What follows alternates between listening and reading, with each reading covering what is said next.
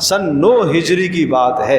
آپ علیہ السلام خود نہیں گئے تھے، ابوبکر صدیق کو امیر بنا کر بھیجا، حج کا امیر، اور پیچھے حضرت علی رضی اللہ تعالیٰ عنہ کو روانہ فرمایا کہ جاؤ جا کر یہ اعلان کرنا۔ وہ چند اعلانات یہاں سورہ توبہ کے شروع کے اندر ہیں، حضرت علی نے وہ اعلانات کیے۔ یہ اس وقت کی بات ہے کہ جب مکہ فتح ہو گیا تھا، مکہ دارالاسلام بن چکا تھا، دارالاسلام بن چکا تھا، تو لہٰذا اب صاف صاف احکام سنائے کہ اے مکہ والو، ہمارے اور تمہارے درمیان کے جتنے معاہدے تھے وہ سب ختم ہیں۔ جن کے ساتھ ہمارے معاہدے تھے 4 ماہ کی مہلت ہے، اور جن کے معاہدے کی مدت پوری ہو گئی ہے، اب ہمارے اور تمہارے درمیان کوئی معاہدہ نہیں ہے۔ تو رسول اللہ کی جانب سے یہ اعلان کیا کس نے؟ حضرت علی نے۔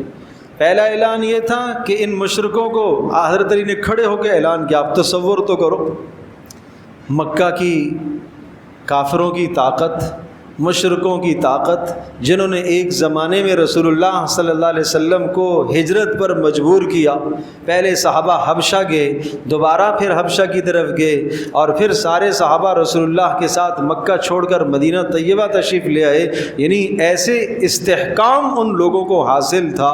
لیکن آج جب اللہ تبارک تعالیٰ نے محمد صلی اللہ علیہ وسلم کو غلبہ عطا فرمایا، اور ان صفات کی بنیاد پر جو پیچھے ذکر کی گئی ہیں، ان صفات کی بنیاد پر غلبہ عطا ہوا، تو یہ اعلان حضرت علی نے بیت اللہ میں کھڑے ہو کر کیے۔ کیا پہلا اعلان یہ تھا کہ آج کے بعد ہمارے تمہارے معاہدے ختم، اور تمہیں مہلت ہے 4 ماہ کی۔ 4 ماہ کے اندر یا تو اسلام قبول کرو یا مکہ چھوڑ دو یہاں سے، اب تمہیں نکلنا پڑے گا۔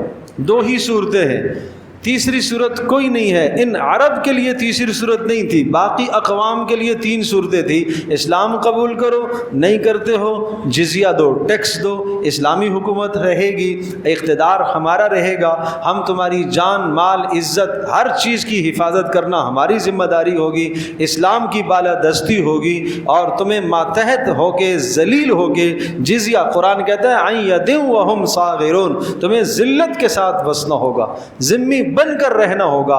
اسلامی ریاست کے اندر جو غیر مذہب قومیں رہتی ہیں ان کو ذلت کے ساتھ رہنا ہوگا، اسلام کو بالادستی ہوگی، اسلامی قانون کو بالادستی ہوگی، مسلمان کو اس ملک کے اندر عزت ہوگی۔ اس طرح سے اسلام قانون سمجھاتا ہے۔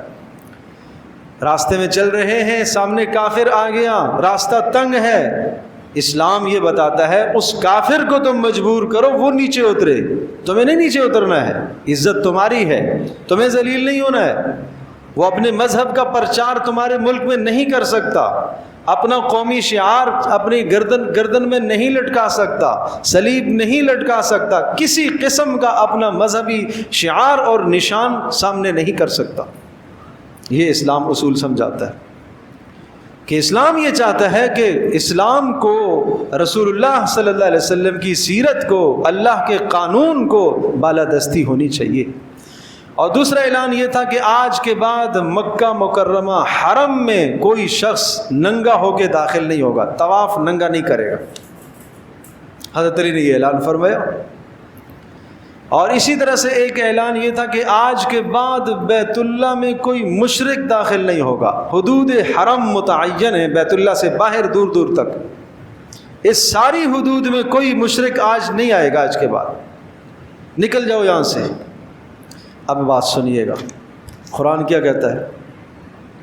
یا ایھا الذین آمنوا انما المشرکون نجس، اے ایمان والو یہ مشرک کافر پلیت ہیں، ناپاک ہیں، عقیدے کی پلیتی ہے، ظاہری ناپاکی نہیں، عقیدے کی پلیتی ہے، لہٰذا فلا یقرب المسجد الحرام بعد عامہم ھذا، آج کے بعد مسجد حرام میں کوئی مشرک داخل نہیں ہوگا، حدود حرم میں کوئی داخل نہیں ہوگا۔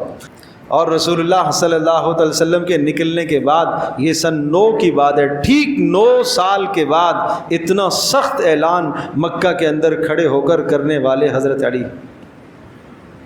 یہ سب کو چیلنج تھا کہ نکل جاؤ یہاں سے، اب تمہیں یہاں سرزمین عرب پر، مکہ مکرمہ پر، حدود حرم میں اب تمہیں رہنے کی قطعاً اجازت نہیں ہے۔